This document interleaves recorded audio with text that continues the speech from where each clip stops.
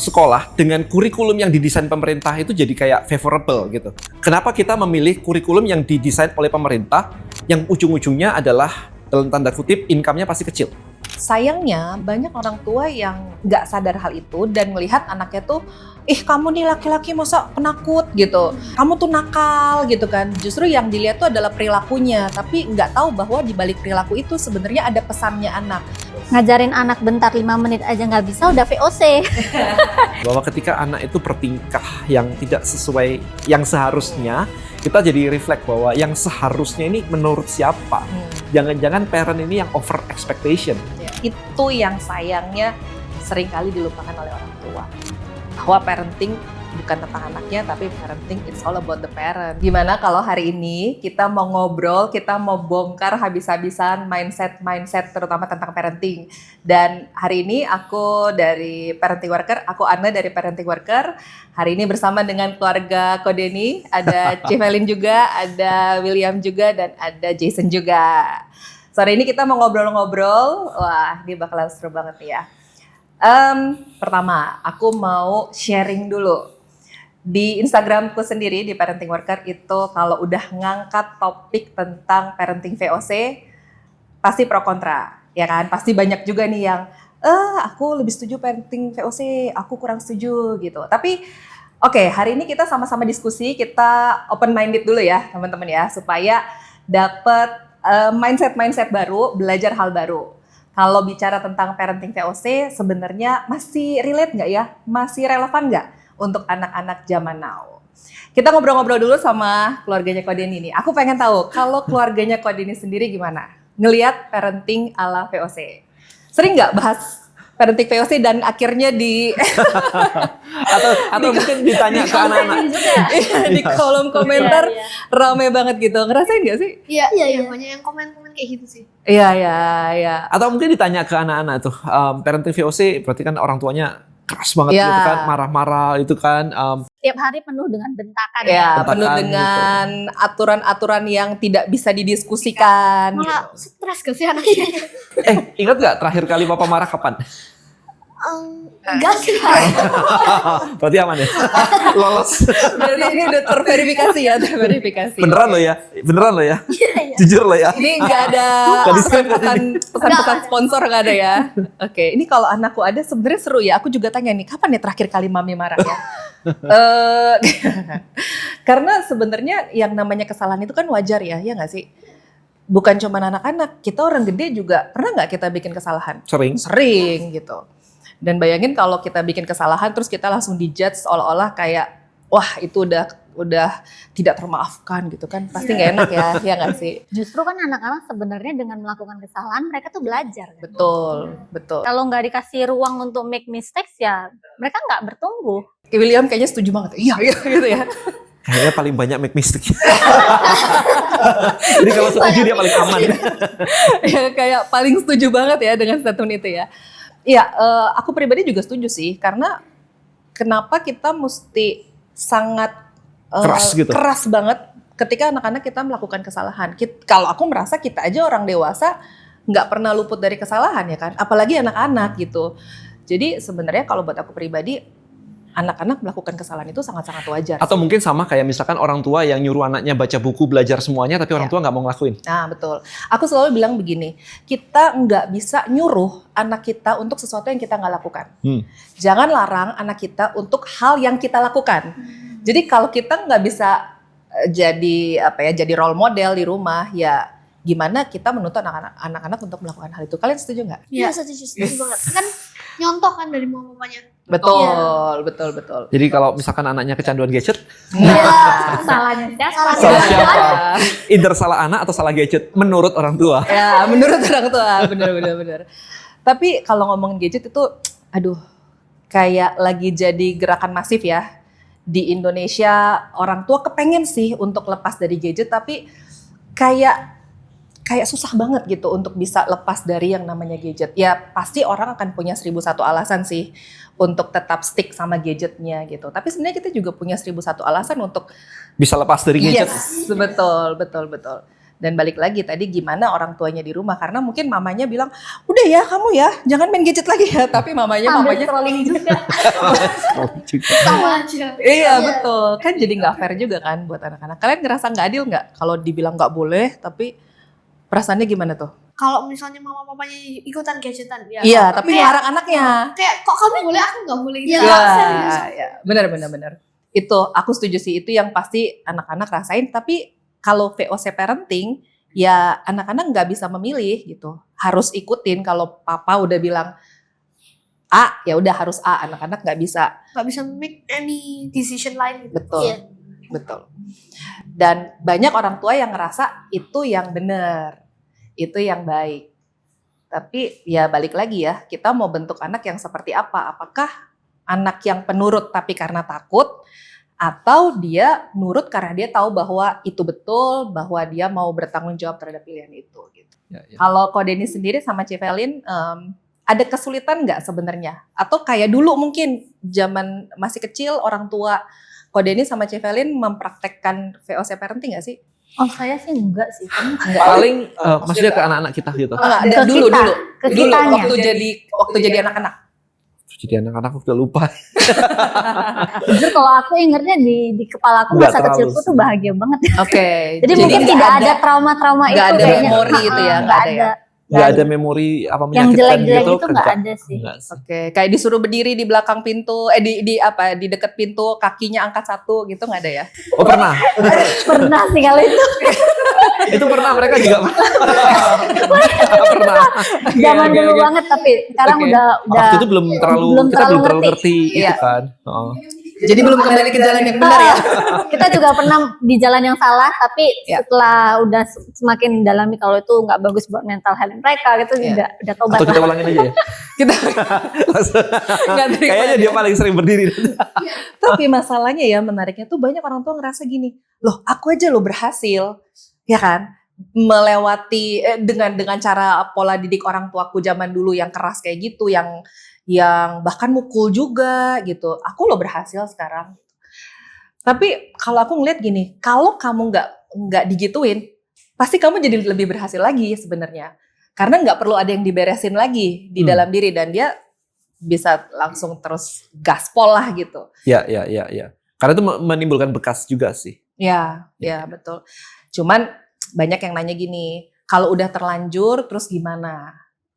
Kalau udah terlanjur, Kita mah kasih brain boost. Kita mah kasih Iya, iya. brain boost. ya untuk karena ini kan harus diberesinnya dari dalam dulu ya, kok ya kan. nggak? Correct. Ya. Ya. Ya. Trauma-trauma. I think mungkin gini deh. Kita tuh nggak bisa lepas dari yang namanya kejadian yang Oke. istilahnya gini. Sebagus-bagusnya parent memprotek anaknya untuk tidak memiliki trauma, bisa saja mereka nggak sadar bahwa anaknya juga terinstall trauma yang mungkin dari luar. Betul. Mungkin Jason kemarin tuh bisa cerita tuh yang akhirnya bisa rilis sendiri tuh. Jadi Jason waktu itu waktu masih kecil Ya, umur itu pernah 10 lah kayaknya. nggak umur 5-an atau 6-an Oh, lebih kecil lagi gitu. malah. 5 Iya, atau 6-an Umur itu 5 tahun. sempat shopping sama dia, kemudian jalan-jalan tuh keselip di antara rak baju begitu. Oh. Kan masih kecil tuh, Oke. rak baju kan nggak kelihatan, Iya, mamanya keselip tinggi tuh. ya maksudnya. Heeh. Itu teriakannya dia tuh satu mall denger dah.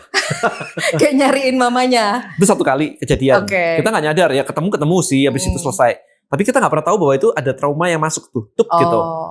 Berikutnya nonton Pas bioskop. nonton bioskop. Nonton bioskop nih. Nah, nonton bioskop itu udah lebih gede lagi sih. Nonton bioskop terus ke toilet dong. Ke toilet cowok lah sama papanya. Toiletnya full, kemudian dia di urinoir biasa Oke. begitu, papanya masuk ke bilik tuh. Nah, habis itu dia noleh kan papanya kagak Gak ada. Wah, teriak-teriaknya udah kayak papa pup ya. Kayak apa? Teriak-teriak lagi gitu kan. Kita juga nggak nyadar, tapi itu Oke. membuat sebuah trauma gitu. Dan akhirnya adalah dia sangat tidak berani untuk ditinggal waktu itu. Iya. Ditinggal tuh contohnya gini.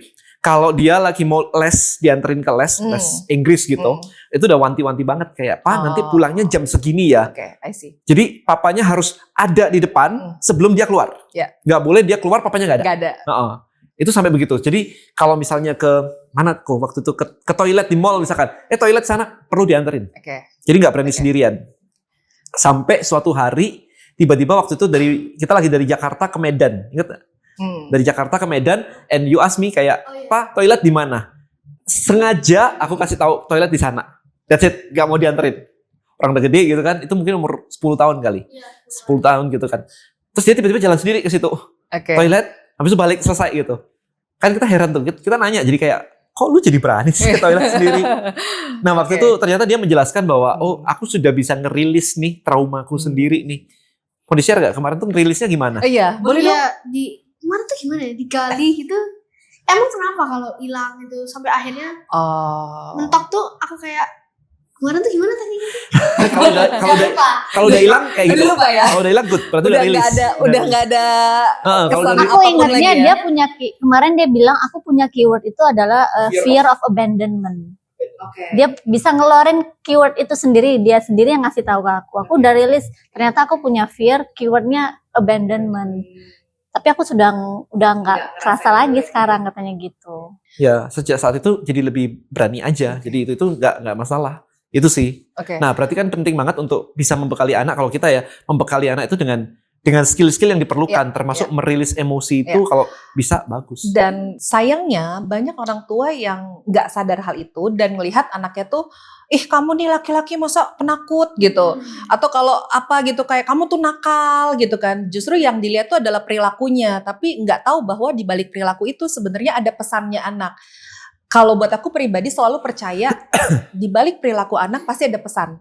Nah, kadang orang tua nggak peka nih, apa sih pesannya? Perlu dibantu apa sih gitu. Mungkin kayak tadi cerita Jason tadi kan belum mampu nih untuk bilang bahwa bantu aku dong rilis traumaku. Mungkin belum punya kemampuan untuk bisa mengucapkan kalimat seperti itu. Tapi ketika orang tua peka, apa yang menjadi kebutuhan dia ternyata ditangkap dengan nyata dan dibantu gitu. Bukan dilabeli bahwa kamu nih cowok masa penakut gitu kan istilahnya.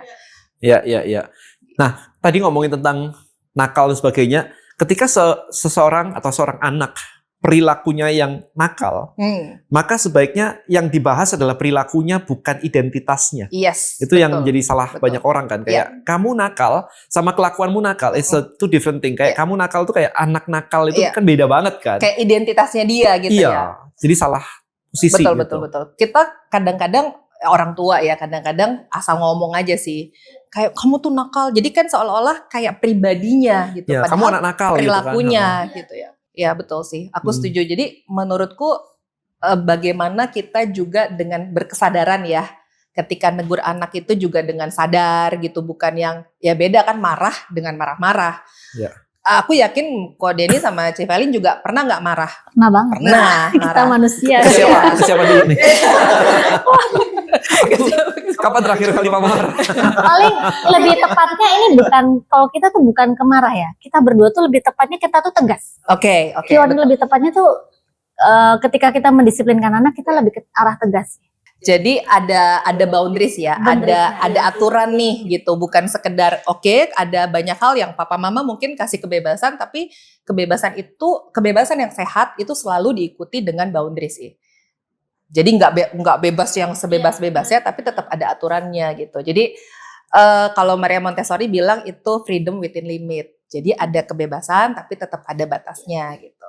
Itu yang bikin kalian ngerasa lebih safe kan. Kalau coba dibebasin sesuka-suka kan pasti boleh nggak ya? Boleh nggak ya? Pengen. Enggak. Ya udah. Nggak perlu. Boleh nggak ya? Bebas itu kayak gak sure gitu loh. Not sure boleh apa nggak sama mamanya. Biar tahu boleh apa nggak nanya kan? Iya. Jadi mereka boleh nanya, boleh diskusi apapun sama kita sih. Dan itu yang bikin perasaan safe kan? Bahwa kalian tahu kalau kalian nggak yakin, ini aturan ini iya apa enggak sih gitu, boleh nanya gitu. Itu sih menurutku. Nanya atau minta maaf? Mendingan nanya atau mendingan minta maaf? Kalau mereka sih lebih banyak nanya sih. Boleh gak? Itu sering sih. Itu sering banget. Boleh gak?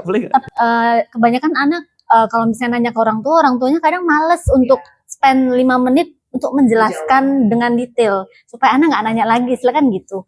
Tapi ya mereka kalau misalnya mereka nanya sesuatu, aku akan aku butuh waktu 10 menit nih buat nanya, aku bakal naruh semua hal yang aku lakuin sekarang, udah fokus ke mereka aja, jawabin sampai mereka habis pertanyaan baru lanjut lagi. Dan itu yang bikin mereka safe untuk nanya lagi gitu. Tapi sering kan nanya kan ya? Sering banget.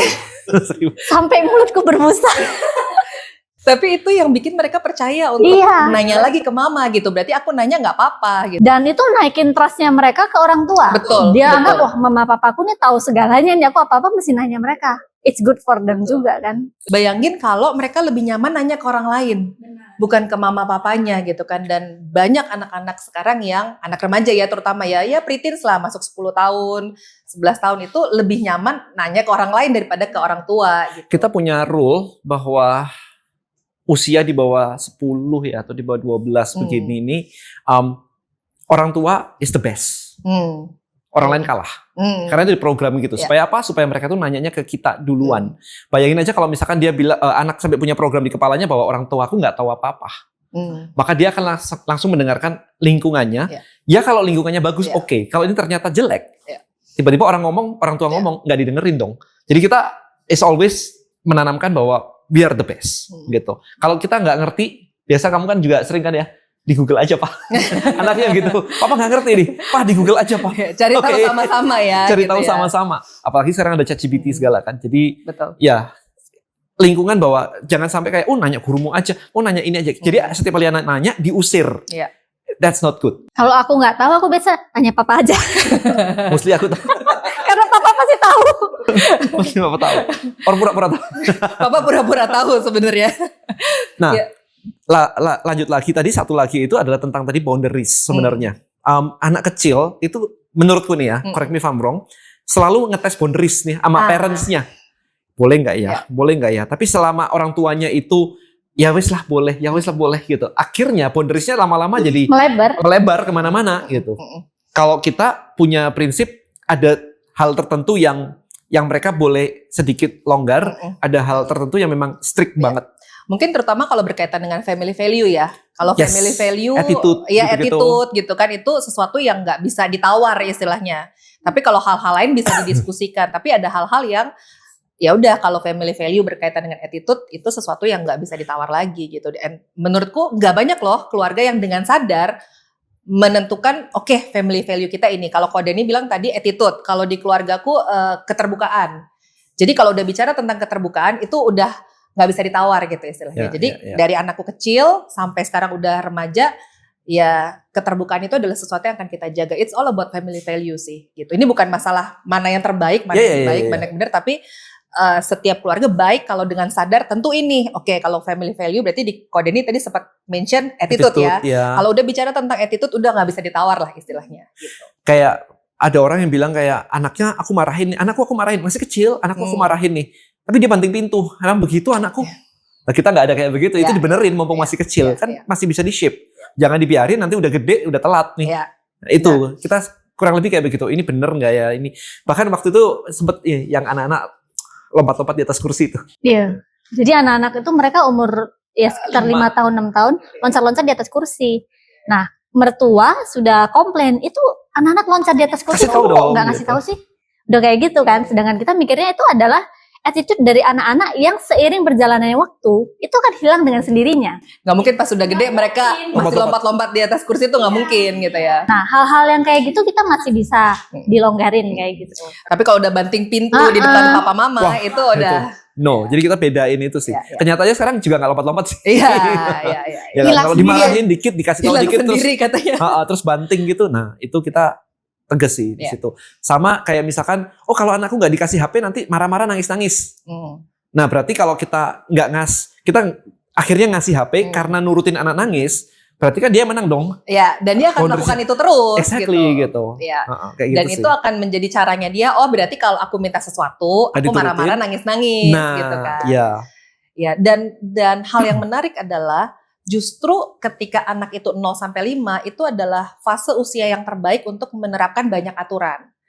Karena lebih baik berpindah dari pengaturan yang ketat, baru lama-lama makin gede, makin banyak kebebasan kan. Ketimbang kebalik gitu. Itu namanya kalau di buku Growing Kids God's Way itu namanya final parenting. Seringkali orang itu final parenting itu terbalik. Jadi ketika anaknya masih kecil, justru ini kebebasannya luas banget nih gitu. Anak nggak ada aturan, masih kecil gitu, jadi nggak usah didisiplinin, nggak usah dikasih ajarin mengenai attitude apa segala macam, udahlah masih kecil. Tapi nanti kok makin gede kok kayak makin nggak ada aturan ya. Baru tuh orang tua mulai mikir, kayaknya gue harus kerasin ya gitu, kayak stres lah anaknya, karena kan harusnya funnelnya begini kan, makin gede tuh malah makin banyak kebebasannya gitu. Makin gede papa mama pasti mulai akan memberi kalian banyak kebebasan. Misalnya apa contoh-contoh kebebasan yang dulu waktu kecil nggak boleh, makin gede sekarang apa? Anything ya. Apa aja?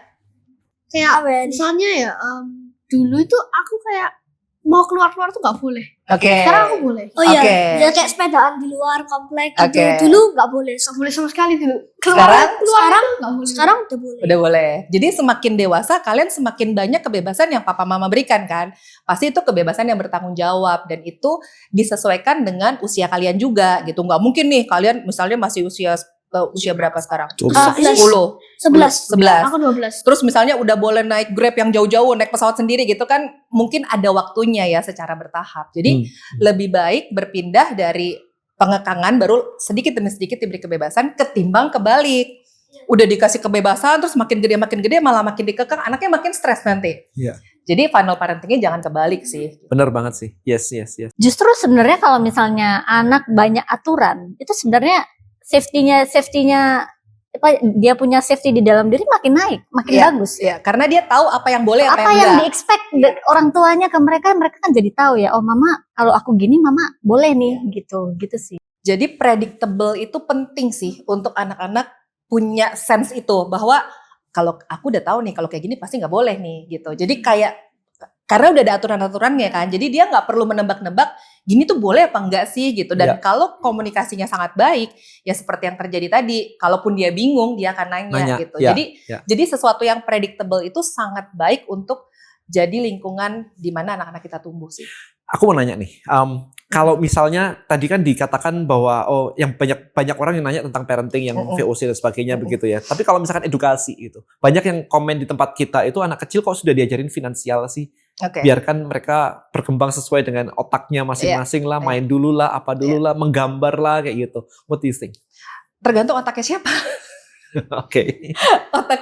Tergantung otaknya siapa. Mungkin kalau orang-orang dengan level tertentu, dengan background tertentu, buat mereka itu terlalu too much. Ya itu buat anak mereka. Balik lagi, kalau buat aku pribadi, ini bukan masalah salah atau benar.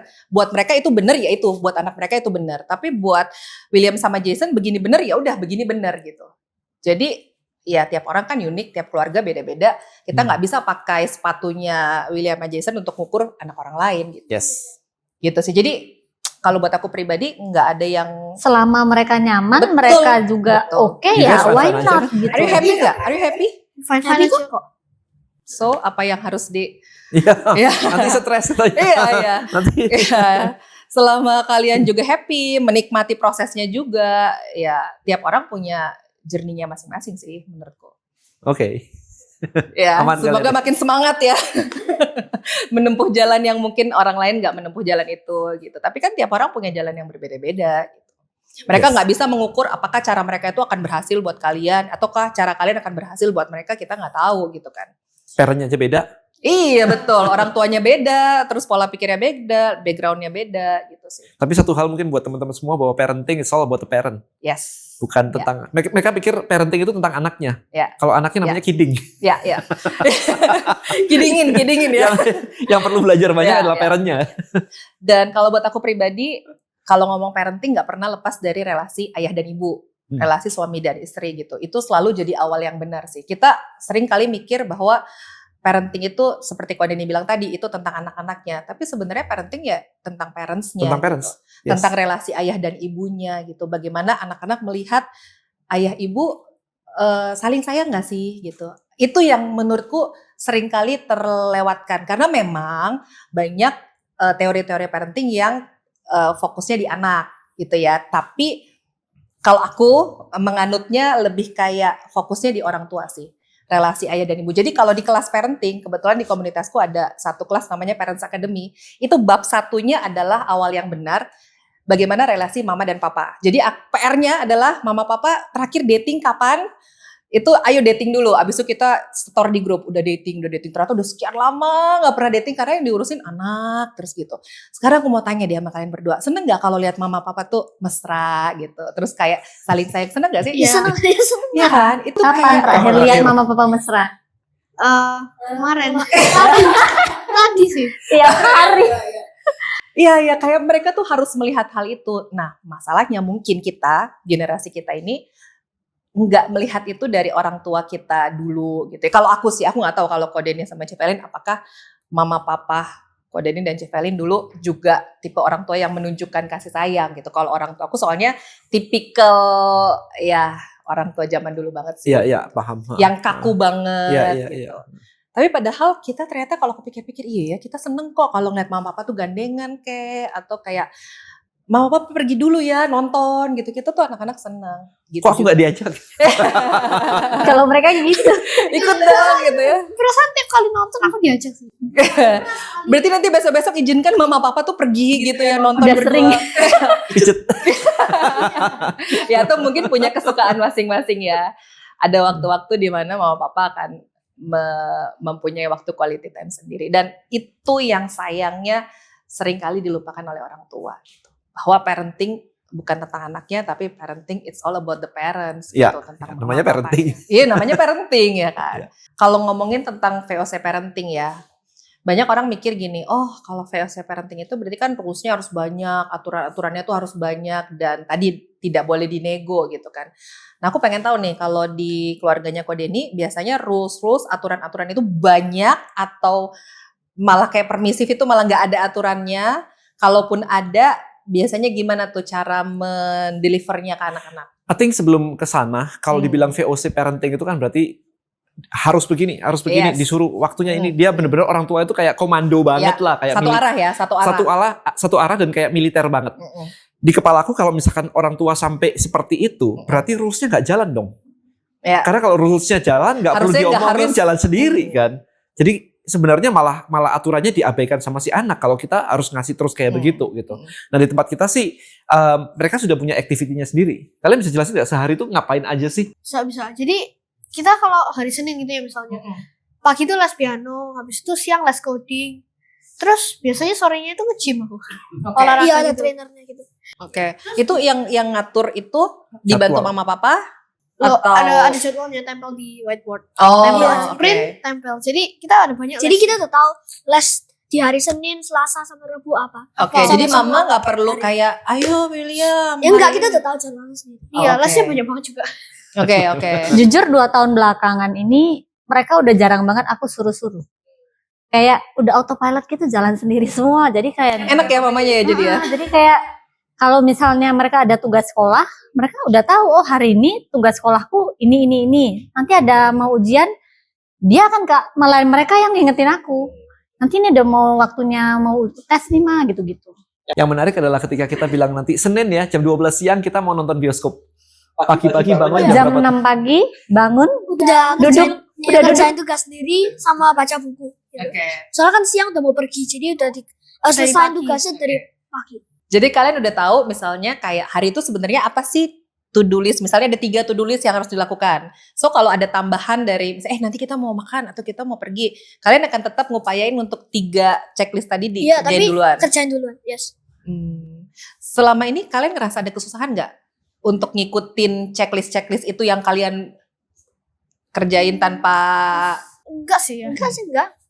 Enggak ada, enggak apa-apa. Lesnya banyak tapi enjoyable kok. Oke, jadi nggak perlu juga disuruh-suruh mama, nggak perlu juga kayak sampai harus diomongin tuh berkali-kali Kadang mama aja gitu. lupa lesnya. terlalu banyak, mereka lesnya banyak banget. Karena mereka kan homeschooling, jadi mereka lesnya itu yang banyak. Karena waktu Ada berapa? 15. 15. Ini mau aku tambahin pulang. Iya. Mau nambah les catur segala lagi nih. Mereka minta sendiri. Kayaknya 10 deh. Enggak lebih lah. Jadi Saking banyaknya. Kalau berapanya enggak hafal, cuman banyak. Oke, berarti kan motivasinya itu muncul bukan dari karena disuruh mama papa, bukan karena takut dimarahin mama papa. Kan tadi kan kamu cerita kalau mama papa nggak marah-marahin, nggak nyuruh-nyuruh. Berarti motivasinya memang muncul dari kalian sendiri ya?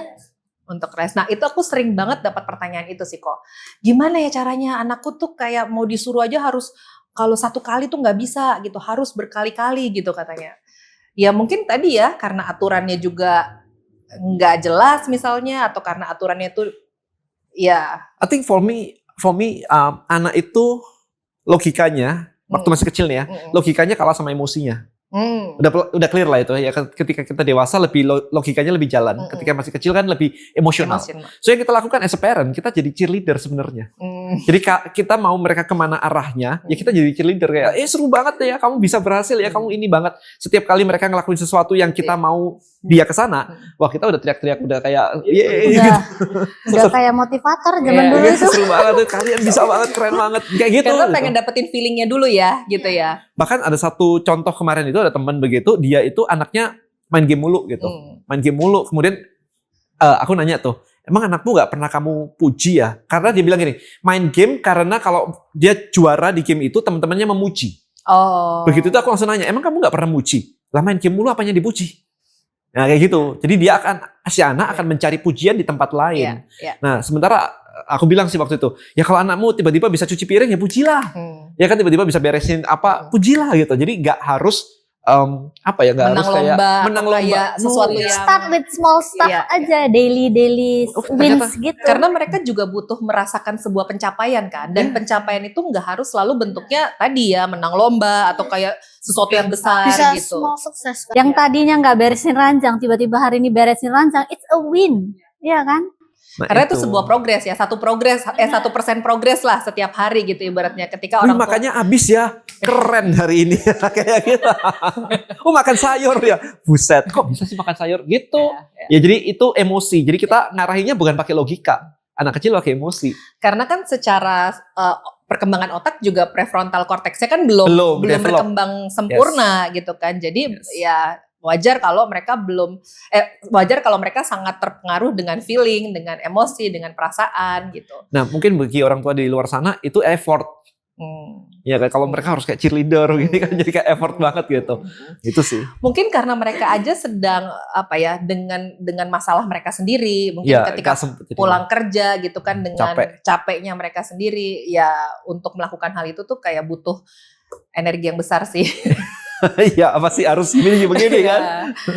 Jadi sebenarnya kuncinya anak-anak supaya mereka bisa disiplin itu semua kan aturan tuh kan perlu kita komunikasikan ke mereka. Jadi aku dari mereka kecil tuh terbiasa kalau misalnya ada aturan, paling kita berdua tuh selalu diskusi dulu, kita buat aturan gini yuk. Jadi setelah kita diskusi aturan, kita akan mengkomunikasikan ke anak. Nah, jadi komunikasi terus sampai mereka sampai mereka sekarang inilah. Jadi mereka itu kalau misalnya ada aturan apapun, ada yang mau ditanyain, mereka akan nanya. Terus kalau misalnya, dan kita berdua tuh bisa dibilang termasuk disiplin dengan aturan yang udah dibuat sendiri. Kalau misalnya walaupun secapek apapun aku, tapi kalau dia ngelanggar aturan itu ya, a no is a no gitu loh. Tetap nggak boleh longgar. Dari tadi statementnya Civelin, aku dapat 2 hal sih. Yang pertama, rules-nya mama papa harus satu suara. Oh iya, iya kan? Yes. Karena sering banget terjadi biasanya mama bilang iya, papa bilang enggak, atau kebalikannya gitu. Dan itu sangat sulit loh buat anak untuk memposisikan diri. Jadi nih iya apa enggak sih gitu. Iya. Karena rules-nya mama papa beda nih. Terus belum lagi, bukan cuma itu, kadang kita sendiri misalnya sebagai mama, kalau lagi banyak duit, terus boleh gitu kan. Lagi happy, lagi seneng, habis gajian, habis ntar lagi mau dapat THR nih kan, boleh. Padahal sebelumnya itu mungkin di waktu-waktu yang lain nggak boleh gitu. Jadi ya rules yang berubah-berubah itu Maybe juga. Kamu ceritain deh, anak-anak itu kita nggak pernah kasih duit. Kita nggak pernah kasih duit, kemudian minta mainan pun kita nggak akan kasih mainan sejak kecil kan. Dari kecil anak-anak tuh aku pakai sistem kartu poin. Jadi mereka setiap melakukan apa yang menurut kita sesuai value keluarga masing-masing penting, itu kita kasih poin. Contoh bantu orang tua apa, berbuat baik, terus baca buku. Kayak gitu kita kasih poin, ada poin-poinnya sendiri gitu. Nanti poinnya bisa ditukar. Benar. Nah, di rumah itu satu lemari. Bener gitu. Di rumah itu kita punya satu lemari, itu isinya tuh kayak time zone. Price-nya time zone kita jajar gitu, itu ada poinnya. Jadi mereka cuma bisa ngelihat, tapi nggak boleh ambil. Nunggu sampai poinnya terkumpul ya. Dan mau nukar itu only in weekend. Jadi mereka juga mesti belajar sabar. Udah cukup nih Ma, tapi tunggu hari Sabtu gitu. Jadi mereka tuh belajar sabar, terus belajar kalau mau sesuatu ya berusaha.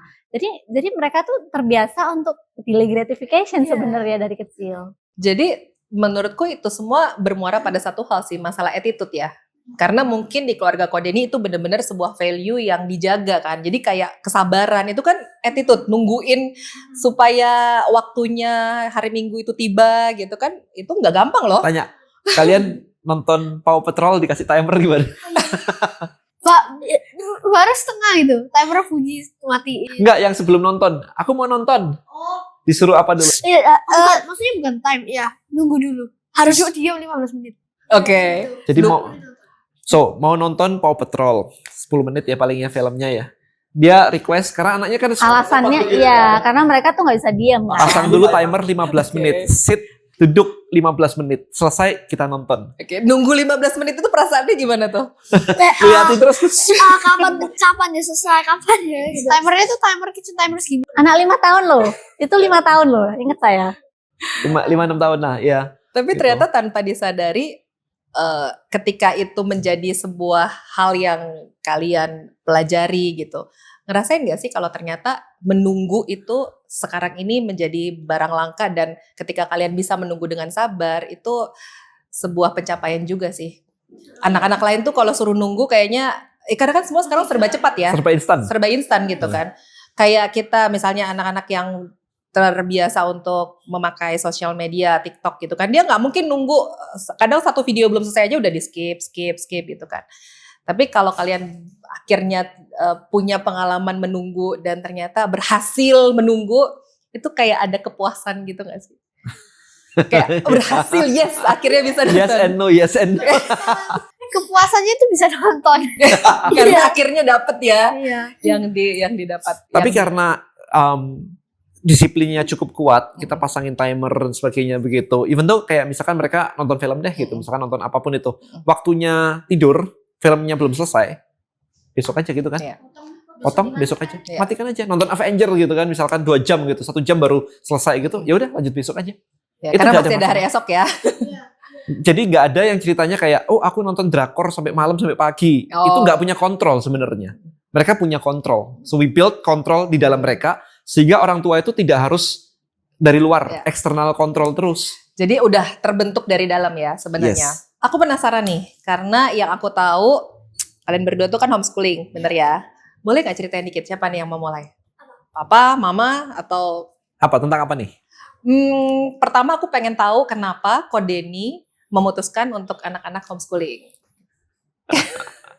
Gimana? Pertanyaan 1001 umat gak sih? Yes, tapi mungkin jawabannya tidak mengenakkan buat yang mendengarkan. Oke, nggak apa-apa. Oke, satu mindset. Sekolah itu kayak seolah-olah sesuatu yang menjadi beban. Makanya anak-anak itu begitu happy begitu weekend, liburan, mereka happy. Pulang sekolah itu happy, kayak pulang sekolah, yes, finally aku bisa nggak belajar gitu. Jadi mindset itu yang aku nggak terlalu suka, karena belajar itu all the time. Sekolah itu cuman fasilitas untuk belajar. Sementara jadi belajar itu all the time. Mereka lesnya udah padat banget kan. Jadi kita bukan berarti nggak sekolah terus nggak ada pelajaran gitu. Tapi kita kasih full. Jadi aku nggak mau kebanyakan orang di luar sana begitu selesai sekolah itu nggak belajar lagi. Mereka belajar all the time, itu satu. Oke. Kemudian sosialisasi buat aku lebih bagus seperti mereka. Banyak orang berpikir bahwa loh kalau nggak sekolah sosialisasi gimana? Temuin banyak orang yang sudah sekolah, yang usianya semereka, yang bisa ngobrol kayak mereka, itu hampir jarang banget. Karena apa? Di sekolah bukan sosialisasi, itu kenal karena terbiasa. Kenalin sama orang baru, nggak bisa ngomong. Ini mereka bisa.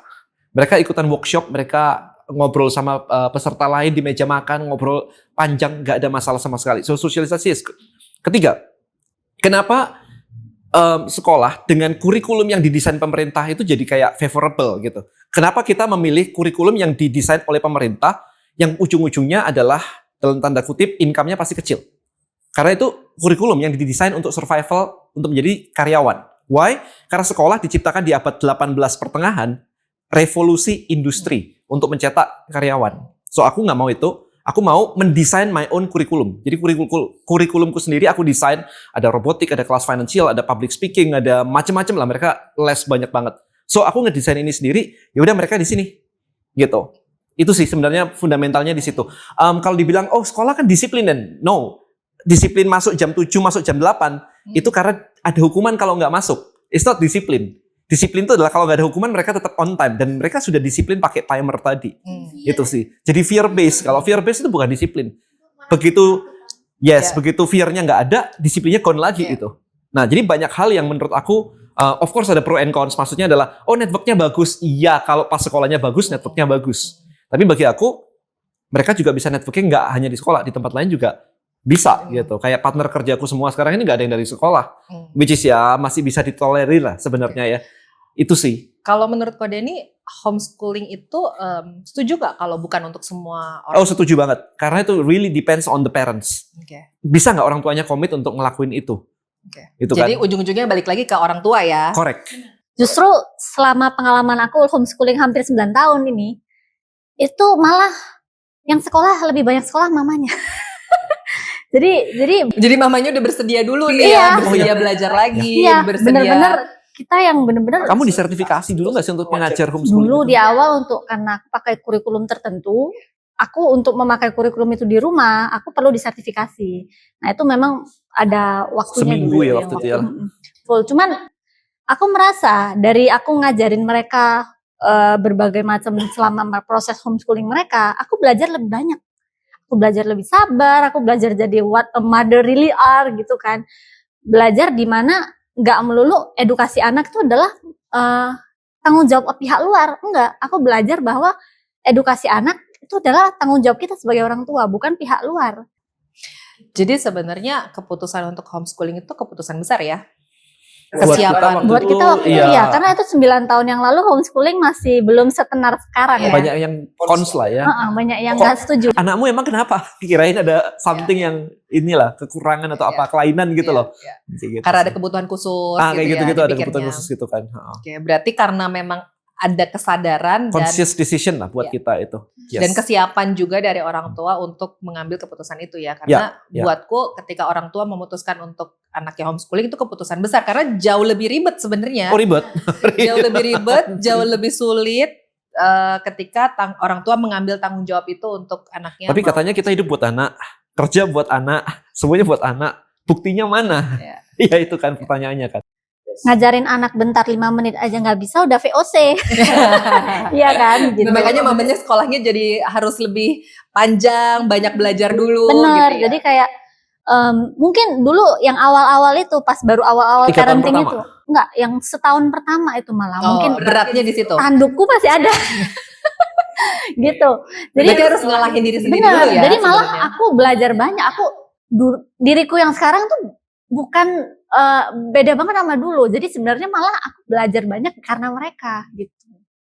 Ya, memang tadi ya balik-balik lagi nggak semua orang tua siap, tapi ya setiap orang, setiap keluarga itu unik dan punya keputusannya masing-masing. Ya, I think salah satunya ini loh self awareness ya, bahwa ketika anak itu bertingkah yang tidak sesuai yang seharusnya, kita jadi reflect bahwa yang seharusnya ini menurut siapa? Jangan-jangan parent ini yang over expectation. Ya. Yang kelebihan ekspektasi. Menurutku harusnya begini, padahal anak kan nggak Ya, segitu juga Ya. gitu kan. Itu kan menurut orang tua ya. Iya istilahnya. gitu kan. Jadi ya kita jadi banyak belajar self awareness juga sih di situ. Gitu. Oke, berarti sejauh ini menurut Ko Denny dan Civelin mengambil keputusan untuk anak-anak homeschooling itu nggak pernah ada penyesalan atau Wah. keraguan-raguan What do you think? gitu. Gimana? Gimana menurut Besok sekolah? Nggak mau. Mereka Kalau juga homeschooling mereka sebenarnya ya orang-orang tuh mindsetnya salahnya yang gini. Banyak orang itu salah kaprah dikira kalau misalnya belajar itu hanya terjadi di sekolah. Padahal kan sebenarnya enggak. Belajar itu bisa di mana aja, bahkan dengan siapa aja. Enggak melulu hanya dengan yang berstatus guru gitu loh. Banyak orang kenapa mindsetnya salah sebenarnya di situ. Kalau mereka berdua, aku malah selalu bilang, kita zaman dulu tuh sering ada ngadain field trip. Di field trip ini kalian mesti cari ya, kalian belajar sama siapa, ada belajar apa, dan di mana aja kan. Bahkan mereka punya mindset dunia ini selama ada langit itulah ruang kelasku gitu kan. tempat belajarnya justru sangat-sangat tidak terbatas ya, bisa belajar dari mana aja. Temen-temenku tuh kira aku tuh nggak belajar homeschooling. Jadi dia tuh kayak enak ya kamu homeschooling ya. Dikira kayak nggak belajar sama Game sekali. tiap hari. Dikira homeschooling nge-game terus gitu. Enak ya kamu. Aku tuh loh dari pagi jam 6 itu udah harus berangkat ke sekolah. Kok kamu enak ya? Tapi kan kita juga belajar itu. Jadi sebenarnya kayak tadi Ko Denny bilang ya, ketidaktahuan aja sih sebenarnya. Ketidaktahuan mostly. Iya. Ya. Jadi mereka mikir homeschooling itu malah nggak belajar. Dikira Iya, freedom all day kayak minggu setiap hari gitu. Ya. Hari Minggu setiap hari. Minggu setiap hari enak ya. Itu sebenarnya curahan hati ketertekanan mereka kali. Iya sebenarnya begitu kali ya, mereka tuh capek bangun pagi setiap hari. Terus harus kok ke kayak lu sekolah. enak banget ya gitu ya. Terus kalian masih dapat PR lagi dari papa. Iya mereka Kita sampai kemarin tuh awal ngajarin anak-anak itu note taking. Note taking sama dari situ belajar note taking sama summarizing. Maksudnya gimana tuh kok? Note taking. Jadi aku kasih YouTube video, mereka belajar bisa Oh. note taking, ngambil note, ini poinnya apa saja, summarizing Oke. itu. Skill itu penting sekali. Karena begitu mereka menguasai skill ini, aku tinggal lempar aja video apa ke dia. Aku tonton video ini kok bagus ya buat anak-anak ya. Hajar, lempar ke mereka. Mereka note taking, summarizing, sekarang ditambahin pitching, presentasi. Oh. Makanya beberapa video kita yang terakhir itu adalah anak-anak sebenarnya lagi proses belajar di rumah. Cuman mamanya tiba-tiba kok kayaknya lucu ya jadi konten ya, di videoin aja gitu. Itu jadi beberapa konten Jadi kita. ada frameworknya dong Framework apa? untuk bikin note-nya itu, atau ya kebebasan mereka aja mau note-nya. tuh Kebebasan kayak mereka. gimana. Tapi waktu misalkan ikut kelas, misalkan ikut workshop gitu pertama dulu gitu. Bukan aku yang ngajar, orang lain teman atau partner yang ngajar. Aku ajarin juga begitu ikut kelas, mereka note taking ya. Kalau ada yang nggak ngerti, garis bawah 2. Nanti nanya coachnya ketika break. Gitu. Jadi mereka tahu, oh ini garis bawah 2, ini apa. Ngerti caranya. Kalau nggak pernah diajarin itu, terus kan kita nggak tahu mana yang ngerti, mana yang nggak ngerti, kan nggak ngerti cara belajarnya. Itu Aku jadi bekalnya. penasaran ya, kalau pas lagi proses kayak gitu, kalian pernah nggak sih mengalami penolakan? Misalnya ketika kalian, orang tuh nganggap, ini mas anak kecil ngapain sini gitu. Enggak. So far ketika kalian belajar dari partnernya papa, atau ketika belajar dari orang-orang hebat gitu ya, terus kalian catet-catet, pernah nggak kayak tadi disepelekan gitu, karena ngerasa, duh ini anak kecil nih ngeribetin gitu. Malah dukung ya. Oh gitu ya. Iya. Kita bilangnya kan selalu ini kan, the benefit of being kids kemarin itu. Privilege ya. Privilege of being kids. Oke. Kita ajarinnya kayak begitu, supaya mereka nggak merasa itu tadi. Oke. Contoh, kalau ke toko, kalau nanya sama orangnya, itu orangnya selalu, kamu ngomong apa sih? Dia akan selalu turun posturnya, mendengarkan. Itu berarti didengerin tuh. Ke mana? Ke airport misalkan. Yang bawa anak kecil, maju duluan. Sih, privilege. 3 tahun lagi nggak bisa. Oke. So, itu membuat mereka percaya dirinya naik gitu. Jadi sebenarnya di reframing ya. Di reframing semuanya. Kalau orang sering malah melihat, anak kecil nih ngerepotin. Justru mindsetnya adalah dibalik. Karena masih kecil, malah dapat privilege untuk banyak hal gitu ya. Nanya aja, semua pasti jawab. Ya, Semua pasti jawab. Kalau nggak denger pun dia akan turun kok. Ya, Gitu. ya berharap sebanyak orang tua punya kemampuan untuk mereframing itu sih kok. Tapi yang sering terjadi justru kan orang tua malah ikut nambah-nambahin gitu. Aduh kamu jangan dari sini aja malu-maluin gitu. Jangan nanya-nanya malah. Berarti yang malu siapa? Yang masalah siapa? Yang malu-maluin orang Bener tuanya. banget kan? Ya memang kalau dengan kita banyak belajar, jadi banyak tahu, sebenarnya ya itu kan membekali orang tua juga ya. Balik lagi, parenting it's all about parents-nya sebenarnya. Iya. Kalau tadi marah-marah yang malu ya orang tuanya sih sebenarnya ya. Kita kan punya banyak sekali brain boost tuh. Anak-anak kebutuhannya apa? Ya udah tergantung. Misalnya tiba-tiba mereka mau tadi butuh untuk lancar bahasa Mandarin, ya kita kasih. Kalau kita ngelihat bahwa kok udah lama kayaknya kok gak baca buku ya, sempet turun nih gitu. Udah kita kasih lagi yang brain boost suka baca buku. Udah jadi gantian aja seperti itu sih. Fokus belajar. Kalau misalkan mau ujian, kita kasih yang fokus belajar biar semangat, biar fokus gitu. Jadi menariknya itu menurutku adalah melalui brain boost ini kita percaya ada kemampuan internal ya dari anak-anak untuk dia mencapai apa yang sebenarnya mereka inginkan juga. Potensinya Iya, ada. betul. Kan mereka kan ingin lancar bahasa Mandarin kan sebenarnya bukan cuma keinginannya mama papa kan, tapi kan dari kalian Dari sendiri. kemauan anaknya sendiri. Iya, kalian juga kepengen, dan dengan dibantu oleh brain boost tadi kayak internal kayak dorongan internal itu Muncul banget. dari dalam diri Muncul sendiri gitu istilahnya. Kayak Iya. kita percaya bahwa setiap anak itu punya potensi. Ya jadi nggak perlu disuruh-suruh, nggak perlu dimarah-marahin, nggak perlu dihukum gitu istilahnya. Tapi, Jangankan anak-anak, kemarin itu aku 2 bulan yang lalu itu diminta untuk ngisi acara di Bali yang speakernya tuh 80% bule. Oke. Nggak biasa ngomong bahasa Inggris, bisa sih ngomong bahasa Inggris, ngerti sih, tapi nggak biasa gitu. Kayak di depan berapa kemarin 3.000 orang gitu, bule gitu. Terus aku dengerin sendiri tuh, brain boost lancar bahasa Inggris. Tiba-tiba jadi pengen belajar bahasa Inggris. Oke. Tiba-tiba pengen belajar native ini, aksen. Oh. Bisa kayak nge-browsing, ada ya ternyata ya course untuk ngajarin accentnya supaya ini gitu, bisa muncul gitu loh. Iya. Ya itu. So, sebenarnya Brain Boost sendiri itu adalah nge-bypass otak kita supaya bawah sadar kita tuh benar-benar langsung diprogram sesuai judulnya. Jadi kalau mau lancar bahasa Inggris ya dikasih itu bukan tiba-tiba bisa bahasa Inggris, tapi motivasinya. Jadi Itu kayak jadi- ada dorongan dari dalam Iya. diri untuk kayaknya gue harus belajar bahasa Inggris nih gitu. Kayak pengen aja gitu. Itu kan yang mahal sebenarnya dorongan dari dalam Iya, diri itu iya, kan iya. yang apa ya, menurutku itu preciousnya tuh di situ sih. Iya. Dorongan dari Karena dalam kalau diri. spark dari dalam mati, ya Semuanya actionnya nggak ada. Males. Nggak ada ini action. nggak gitu. Heeh.